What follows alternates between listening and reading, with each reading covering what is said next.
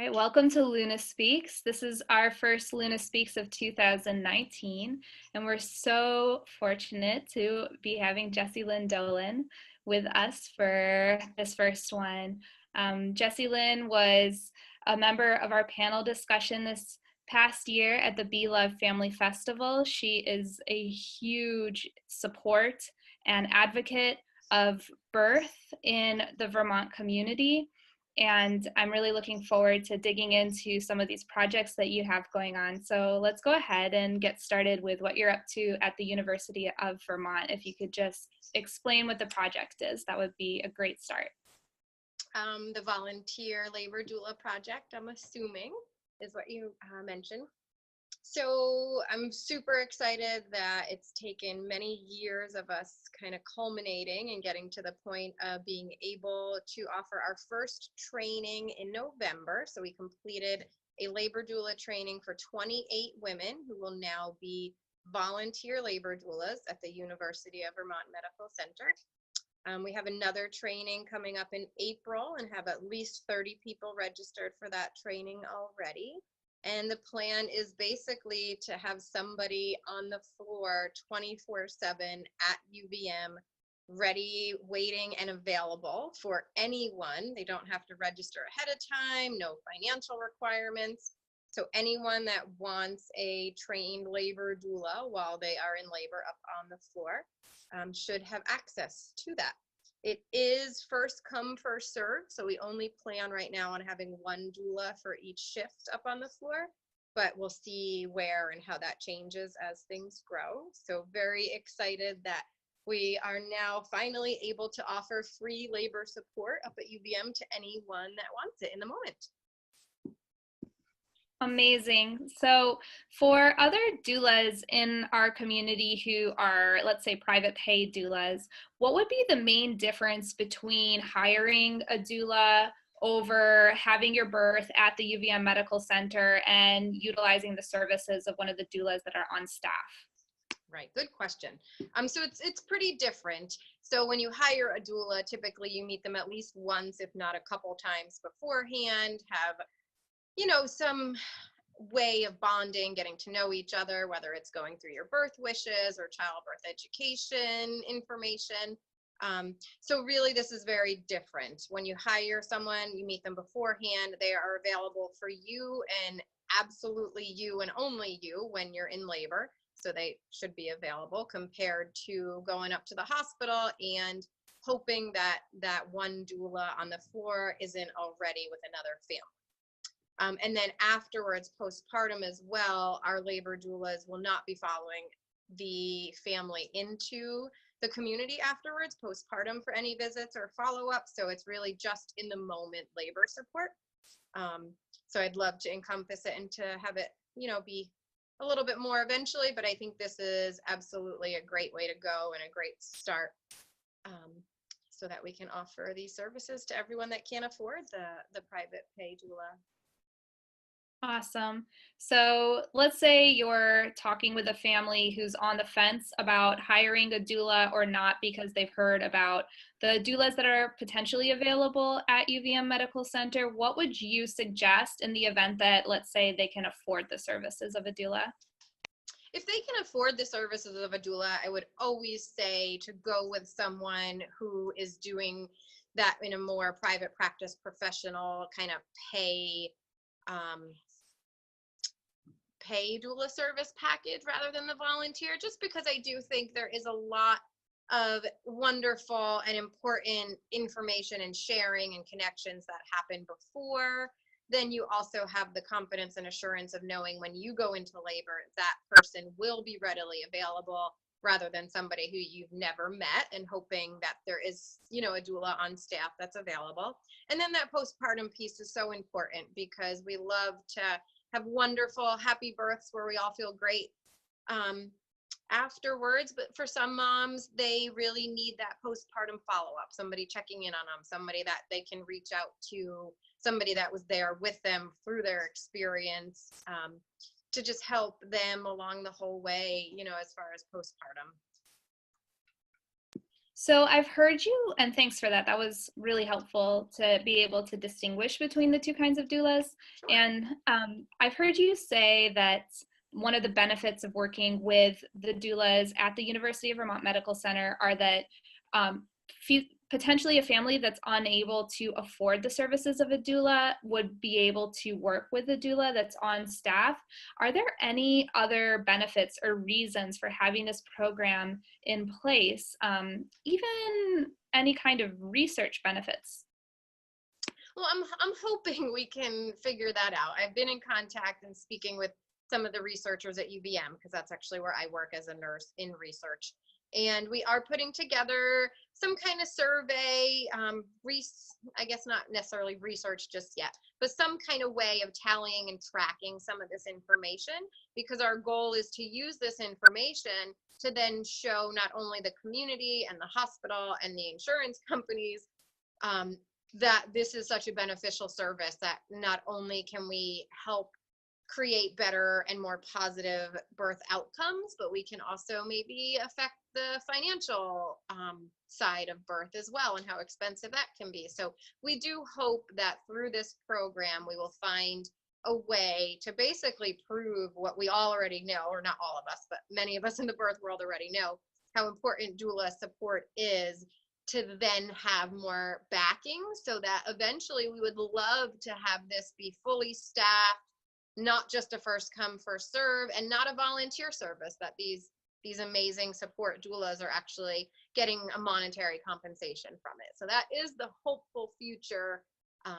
We'll see how quickly that can happen. Gotcha. Thank you.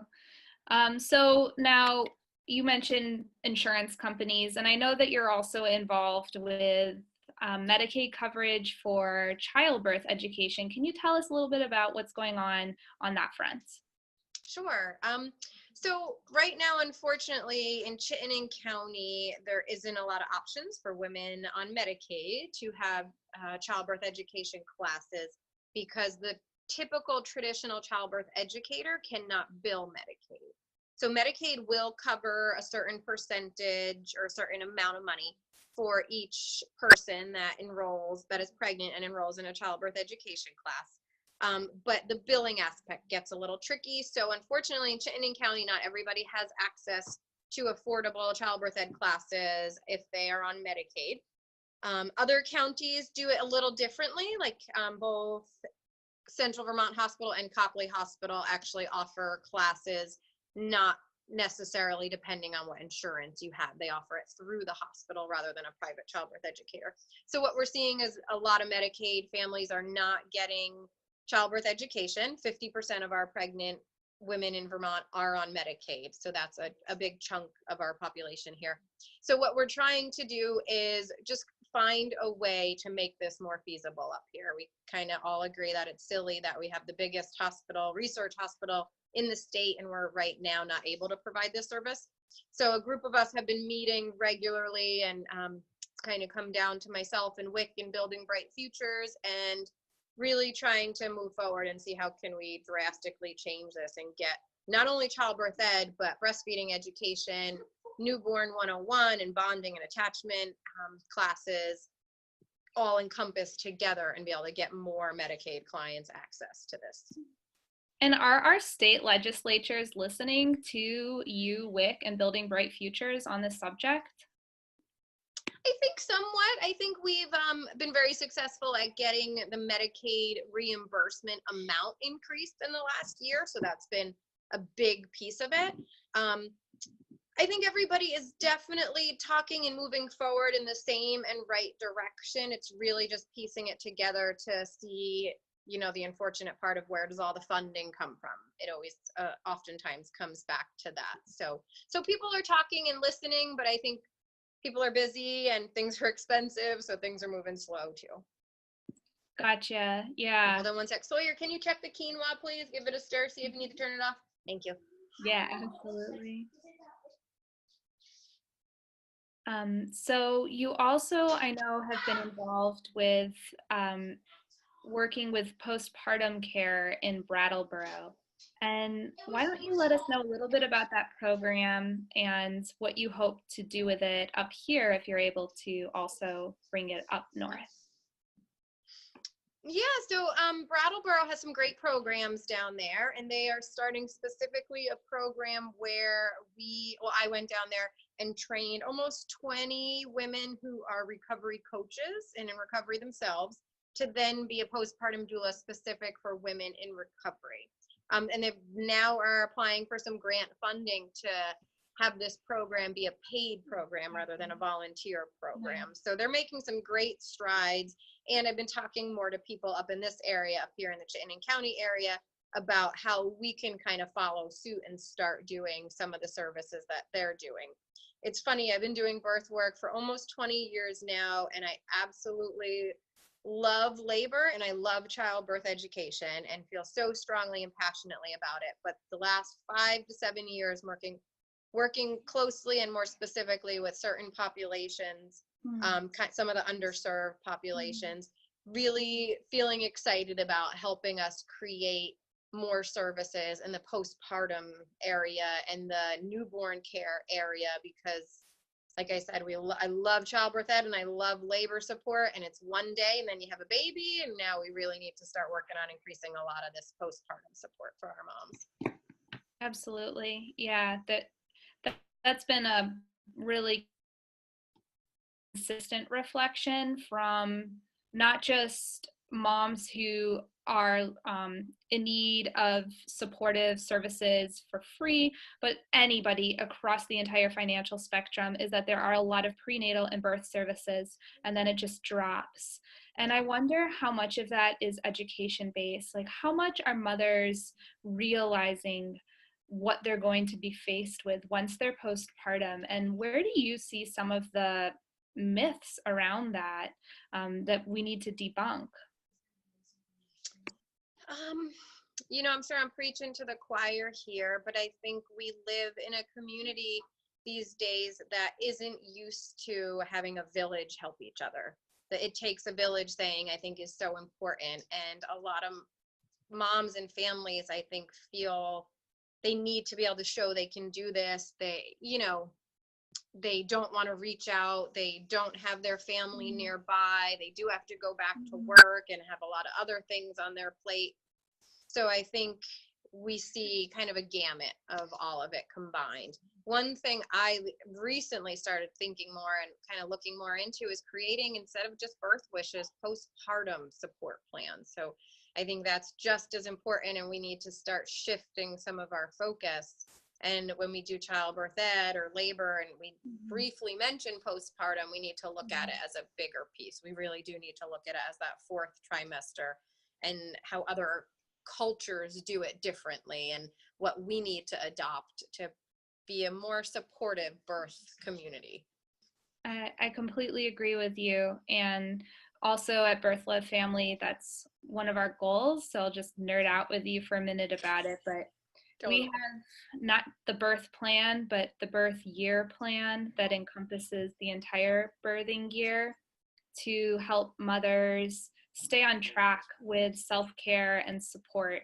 And at some point, I'll look forward to revealing one of the ways that we plan to go about doing that. But for now, people are welcome to work with us to create a plan of basically holistic health support. But enough about Birth Love Family. Let's go a little bit. Sorry, I'm just giving another kid dinner directions. Nice. It should be done quick. Please turn it on and watch it. The broccoli and the quinoa, and the oven will go off when that's ready. Sorry. So you were mentioning to me that you have this project going on with women in recovery, doing some kind of video, and I feel like there's a lot of confusion and stigma about recovery and about addiction and about people who are pregnant and having addiction at the same time. So maybe you could help us all understand, whether we have addiction or not, what some of those just help break down some of those barriers for us, because you've been in it. You've been doing it for like almost 10 years working with women in recovery. I think you nailed it as far as there's a lot of stigma around it, and that's not going to go away overnight. I think that's part of what I enjoy most about working with this population is really helping to not only empower them and build their self-esteem, but helping them understand there is a stigma and how can we as a community kind of break that, and working with other medical providers that do have a stigma or don't have a stigma, and how do we work together to all better each other in the whole situation. So I think that's a huge piece of the work that we do. As far as, you know, who's addicted to what and how do we feed those, I think that's a much larger conversation, a much larger part of a lot of this work. But some of the parts I'm doing, and I'm reaching out to people like you and community members, is saying, how can we do our little part in breaking the stigma? Just by talking about it, by being more open and accepting about it, or maybe by admitting we do have a stigma and are having a hard time with this conversation or this topic, and how do we continue to educate ourselves in an open way so we can understand and support people a little better. So one project I'm trying to do is to find women or even families or grandmothers in recovery that are willing to show their picture and be part of a little video clip that basically will show people like a face to the story and to addiction. So it's not just hearing, oh, there's this many people pregnant and, you know, with opioid use disorder, or have you heard this story? So we're seeing families, we're seeing faces, and we're hearing words from them. So they're telling us what they feel is the most important couple words or sentence that they want a doula or a midwife or a pediatrician or, you know, just a lay person or a family member to understand about their history and their life and their substance use disorder and their recovery and their triumphs, and to just really bring like a human side and kind of love to some of these pictures. So Gotcha. And you know, I saw the Kids Vermont article that came out recently, and yeah, I saw you post it on Facebook, so it seemed like you had a personal connection with maybe the person who was being interviewed or some of the projects that were going on there. Yes, the woman who did that article, I have been working with for probably 8 years at this point, and am honored to work with. And she is amazing and is a lot of the catalyst of me doing some of this work with her. She is now a trained doula and going to be a childbirth educator and running a mom's program for women specifically in recovery. So I'm honored and psyched to have been, you know, a part of her amazing journey and to be working with her and then touching a lot of other lives of women that are in the same journey. Beautiful. That's really great to hear. Yeah. What got you into that work?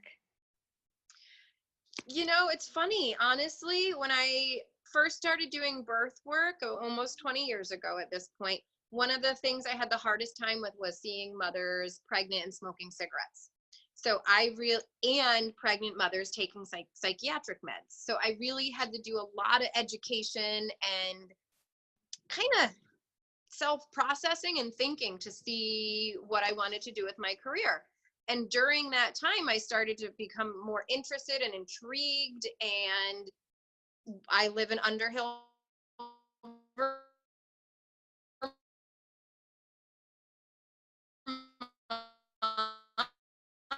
which Maple Leaf Farm, the biggest of these women that were pregnant and in recovery, and just falling in love with them and their stories and the passion behind it. So really, it just kind of, I see it like a continuum concept. It just came my way. I think I did start with some biases and struggles to then look deep into those and turn around and say, wow, I can do this and I want to help this, and what can be my part, rather than shutting off that population. And I joke around that it did come full circle from me looking at a pregnant mom smoking cigarettes and saying, oh my goodness, to me looking at a mom and saying, that's wonderful. You haven't used illicit opioids in 3 days. Awesome. Good for you. And how can I help you either think about quitting smoking? Oh, maybe after the baby's born, we can talk about that. So it's really come full circle for me. And I hope I can share and help other people do that too. Wow. Thank you for your work. in that field. I know that you've become kind of like quite an expert on substance use during pregnancy, early infancy as well with breastfeeding, and like working with the population of people in recovery. But I also know that you have this other side to you that advocates for the safe and effective use of decriminalized medical plants such as cannabis. So how does that sort of play into who you are as a birth worker at this time in your life now that marijuana has become legal? You know, it's interesting. I really did feel like for a while I needed to keep those two worlds very separate, being an advocate for medical cannabis and being an advocate for birth, because there is a stigma associated with that as well. And the more I do a lot of this work, the more I realize it is coming together, and it makes sense to come together. I'm going to be speaking at the Vermont Lactation Consultants Conference about both opioids and cannabis use in pregnancy and breastfeeding. So it's all coming together, which is really nice. But I do feel there's a lot of misinformation, a lot of, again, back to that word stigma, around about both medicinal and recreational use of both cannabis, marijuana, and hemp products in pregnancy and breastfeeding. I think we are lacking a lot of the needed information. So we're making a lot of assumptions. We're erring on the side of caution, which is completely understandable. But while we're doing that, we also need to be able to not condemn people and not scare people and not judge people for the different choices that they're making along the way. So how do we find a middle ground and educate folks and support them, but not necessarily, you know, make it seem that it has any kind of negative connotation in either direction. And same thing with a mom, you know, using an illicit opioid or having that glass of wine and then coming to you and talking about that as well. So the way, and the other way I do see it tying together for me is I know a lot of women who have unfortunately suffered consequences legally due to cannabis, and have really silly repercussions following them through life because of this. And that then does affect them in their childbearing years and as a parent. And so that's just another side that is interesting to learn about.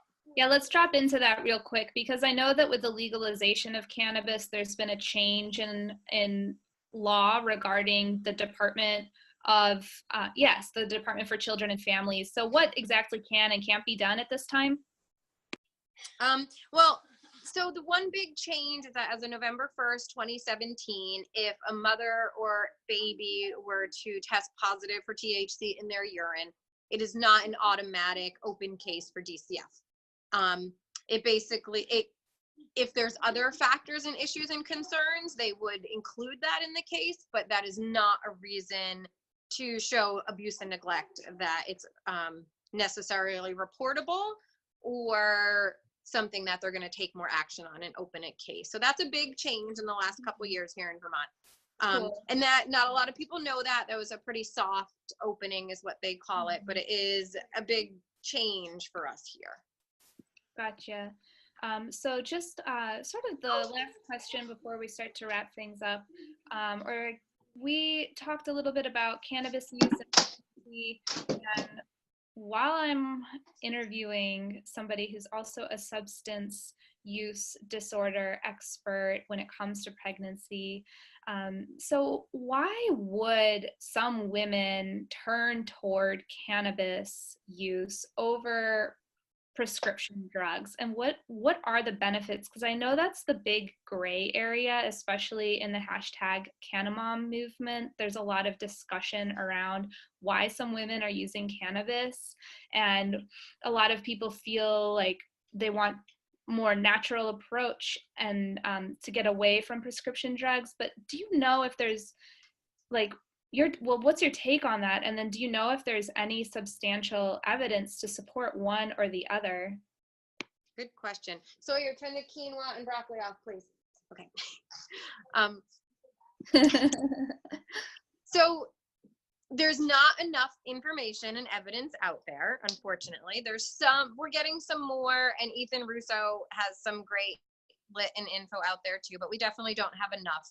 And most people just err on the side of caution when it comes to recommendations that they're going to make. Gotcha. Some families and women choose to make different choices if they need cannabis or some kind of prescription medication for a particular reason. So really it's about them educating themselves of the pros and cons, because there's pros and cons to everything, including pharmaceuticals, including cannabis, including drinking cow's milk for breakfast in your coffee. You know, we have pros and cons of everything. Yeah. So I think it's having that open dialogue, offering the conversations, offering the information, but knowing that there's really no one that can give you the expert answer because we don't have the research behind it. Gotcha.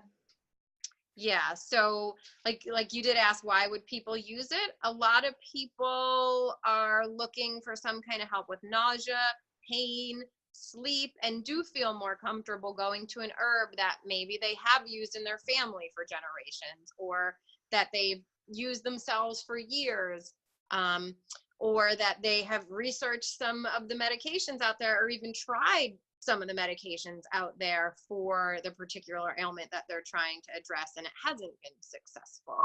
So there is a lot of talk out there right now about cannabis use in breastfeeding and pregnancy since all the laws have changed. So I really think we're going to see some different research and stats coming out from anecdotal reports in the next year or two, and then hoping again that eventually we're changing some of the laws so we can do some more research when it's not a Scheduled I drug. So, gotcha. So, and that's really also a pretty specific answer or response to THC, but what about CBD?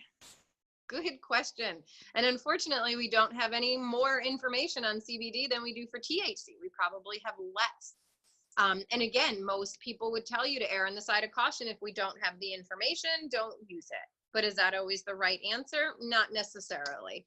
So we don't necessarily know what CBD is or isn't doing. We do know that things do cross the blood-brain barrier and the placental barrier. I need to eat dinner. I'm getting a little hungry for my brain. But so again, it's so hard, and I wish I could give people more concrete information, but really it's getting the information, asking the questions, and then feeling like you're making the correct and best informed decision for you as a family, but making sure you're reaching out to the right people and asking the right questions for sure.